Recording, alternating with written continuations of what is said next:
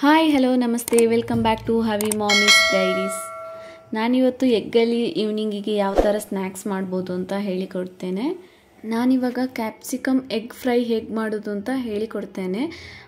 ಇದು ಹೇಗೆ ಮಾಡೋದು ಅಂತ ಹೇಳಿದರೆ, ಫಸ್ಟಿಗೆ 3 ಮೊಟ್ಟೆ ತಗೊಂಡು ಅದಕ್ಕೆ ಈರುಳ್ಳಿ, ರೆಡ್ ಚಿಲ್ಲಿ, ಚೀಸ್ ಅದನ್ನೆಲ್ಲ ಆ್ಯಡ್ ಮಾಡ್ಕೊಳ್ತಾ ಇದ್ದೇನೆ. ತುಂಬ ಚೆನ್ನಾಗಿ ಮಿಕ್ಸ್ ಮಾಡಿಕೊಡ್ಬೇಕು.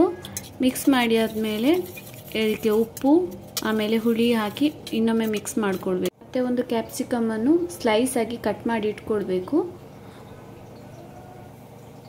ಈ ಸ್ಟವ್ ಮೇಲೆ ನಾನ್ ಸ್ಟಿಕ್ ಫ್ರೈಯಿಂಗ್ ಪ್ಯಾನ್ ಇಟ್ಟು ಅದಕ್ಕೆ 3 ರಿಂದ 4 ಸ್ಪೂನಷ್ಟು ಆಯಿಲನ್ನು ಹಾಕ್ಕೊಳ್ಬೇಕು. ಆಮೇಲೆ ಸ್ಲೈಸ್ ಆಗಿ ಕಟ್ ಮಾಡಿಕೊಂಡಂಥ ಕ್ಯಾಪ್ಸಿಕಮನ್ನು ಎಣ್ಣೆ ಮೇಲೆ ಬಿಡಬೇಕು. ಈ ಥರ ನಾನು 4 ಸ್ಲೈಸ್ ಆಗಿ ಕಟ್ ಮಾಡಿಕೊಂಡಿದ್ದೇನೆ. ಕ್ಯಾಪ್ಸಿಕಮ್ ತುಂಬಾ ಒಳ್ಳೆಯದು ಆರೋಗ್ಯಕ್ಕೂ.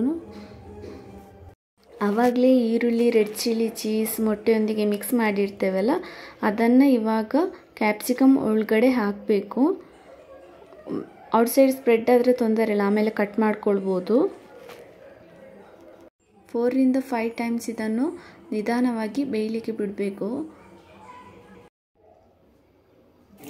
ಬೆಂದ ನಂತರ ಒಂದು ಸೈಡ್ ಬೆಂದಿರ್ತದಲ್ಲ, ಆಮೇಲೆ ಮಗುಚಿ ಹಾಕಬೇಕು ಇನ್ನೊಂದು ಸೈಡ್ ಬೇಯಲಿಕ್ಕೆ.